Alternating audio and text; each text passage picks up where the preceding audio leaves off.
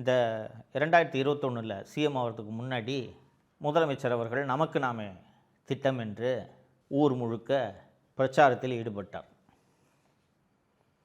அப்போது விவசாயிகளோட கஷ்டத்தை தெரிஞ்சுக்கணும் அப்படின்றதுக்காக வயல்வெளியில் இறங்கி முதல்வர் நடப்பது போல் ஒரு ஃபோட்டோ ஷூட்டுக்கு ஏற்பாடு பண்ணுறாங்க.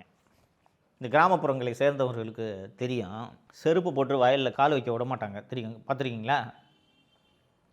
தெரியாதனமாக செருப்பு போட்டு வயல் உள்ள காலை வச்சுட்டிங்கன்னா வரப்பில் நடக்கலாம். வயலில் காலை வச்சுட்டிங்கன்னா தம்பி தம்பி தம்பி செருப்பு கட்டி பண்ணுவாங்க. ஏன்னா அந்த பூமியை தாய் போல பார்க்கிறார்கள்.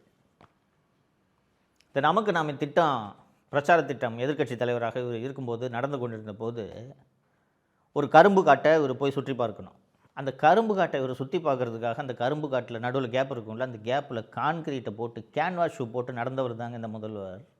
குறைந்தபட்ச அறிவு இருக்கக்கூடிய ஒரு முதல்வராக இருந்தால், ஒரு அரசியல்வாதியாக இருந்தால், நான் என் வயலில் கேன்வாஸ் ஷூ போட்டுட்டு கான்கிரீட்டை போட்டு நடக்க விட்றீங்க, பார்த்தா என்னையா நினைப்பாங்க என்று கேட்டுட்டு மாட்டாரா? சார் இந்த மாதிரியே ஷூட் பண்ணலாம் சார், நடுவில் கான்கிரீட் போட்டுறோம் சார், நீங்கள் செருப்பு உறுப்புலாம் போட்டு இது பண்ண வேணாம் சார், அப்படியே ஷூ போட்டுக்கிட்டு நடங்க சார், நடுவில் கான்கிரீட் போட்டுறோம் சார் சொன்ன உடனே சரின்னு சொல்லிட்டு அதற்கும் சரி என்று அந்த ஃபோட்டோ ஷூட்டுக்கு சம்மதிக்கிறார்னா திரு ஸ்டாலின் அவர்களோட நிர்வாகத்திறன் மற்றும் விவசாய அறிவு என்னவென்பதை புரிந்து கொள்ளுங்கள்.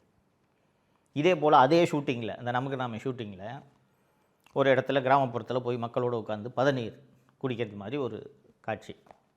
பதநீர் ஒரு வாங்கி குடிப்பார். அந்த பனை ஓலை இருக்குல்ல, அந்த பனை ஓலையில் பதநீர் கொடுக்குறாங்க, வாங்கி குடிக்கிறாரு. குடிக்கும்போது சக்கரை போட்டிருக்காதுல, இனிக்குது அப்படின்னு கேட்குறாரு.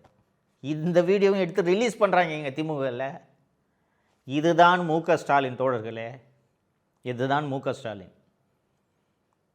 இந்த மு.க. ஸ்டாலின் உங்களை மீண்டும் ஆள வேண்டுமா என்பதை நீங்கள் யோசிக்க வேண்டும், சிந்திக்க வேண்டும், ஆலோசிக்க வேண்டும், ஆய்வு செய்ய வேண்டும்.